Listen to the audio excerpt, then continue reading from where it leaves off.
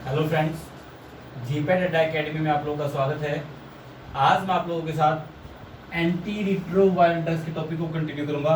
Anti retroviral drugs, इसकी जो third category वो है प्रोटीएज इनहिबिटर ड्रग्स।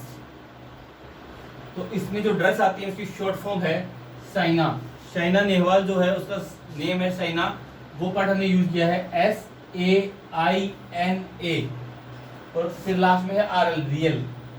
तो एस से स्क्वेनावीर, ए से एम्पिनावीर, आई से इंडिनावीर, एन से नेल्फिनावीर, ए से एटाजानावीर, आर से रिटोनावीर और एल से लोपिनावीर। ये ड्रग्स कौन सी हैं? प्रोटीएज इनहिबिटर ड्रग्स हैं। तो सबसे पहले इनकी मैकेनिज्म ऑफ एक्शन को डिस्कस कर रहा हूं मैं यहाँ पे कि जब वायरस होस्ट सेल के साथ फ्यूज करता है, फ्यूज करने के बाद पेनिट्रेट करेगा, पेनिट्रेशन होने के बाद क्या होगा? अनकोटिंग होगी उसकी।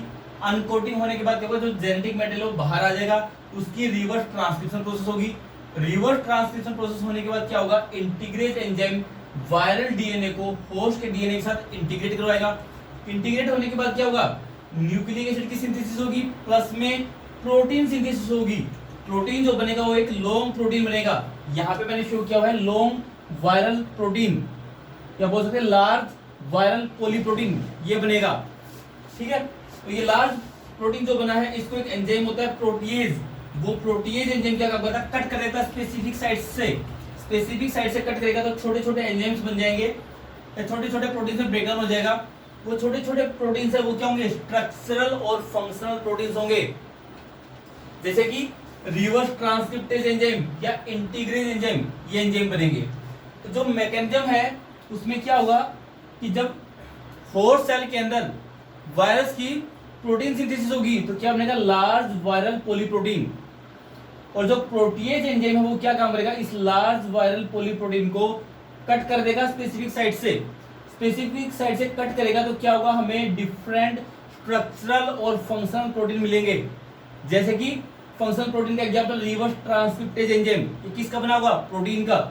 नेक्स्ट है इंटीग्रेज एंजाइम, ये किसका बना होगा? प्रोटीन। तो protease enzyme inhibitor, protease enzyme क्या काम करता है?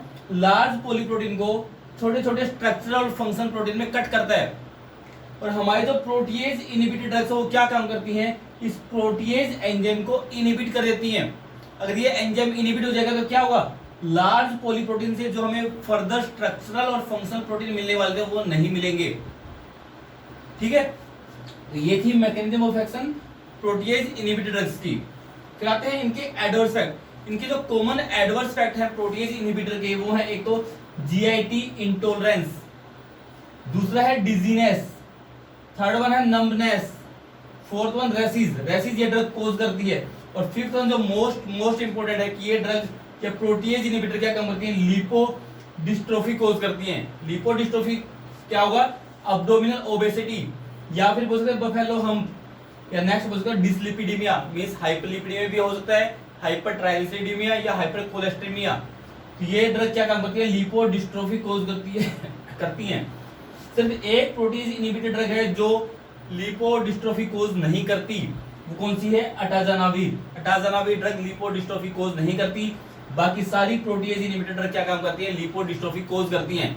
इससे पहले हम nucleoside reverse transcriptase inhibitor drug पढ़ के आए हैं, वहां पे दो ड्रग थी, स्टेबुडिन और ज़ैडोबिडिन, वो ड्रग भी लिपोडिस्ट्रोफी कोज कर रही थी। ठीक है, तो यहाँ पे एडवर्स इफेक्ट में सबसे ज्यादा इंपोर्टेंट क्या है? लिपोडिस्ट्रोफी ड्रग कोज करती है। सिर्फ एक ड्रग है वो कोज नहीं करती, कौन सी है? अटाजानावीर। उसके बाद है कुछ इंपोर्टेंट पॉइंट्स। पहला इंपोर्टेंट पॉइंट क्या है कि जितनी भी प्रोटीएज इनहिबिटर ड्रग्स हैं वो साइटोक्रोम P3A4, ध्यान रखना 3A4 साइटोक्रोम का मैं बोल रहा हूं, उसको ये ड्रग्स इनहिबिट करती हैं। सारी की सारी protease inhibitor drugs cytochrome 3A4 coenzyme को इनहिबिट करती हैं। Most important point. दूसरा है कि जो इंडिनावीर ड्रग है, इंडिनावीर जो ड्रग है वो क्रिस्टल यूरिया कोज करती है, मींस किडनी, इससे क्रिस्टल फॉर्मेशन होती है यूरिन के अंदर, जिसकी वजह से क्या होगा? किडनी स्टोन ये ड्रग कोज करेगी। थर्ड है एम्पिनावीर। एम्पिनावीर जो ड्रग है वो स्टीवेंस जॉनसन सिंड्रोम कोज करती है।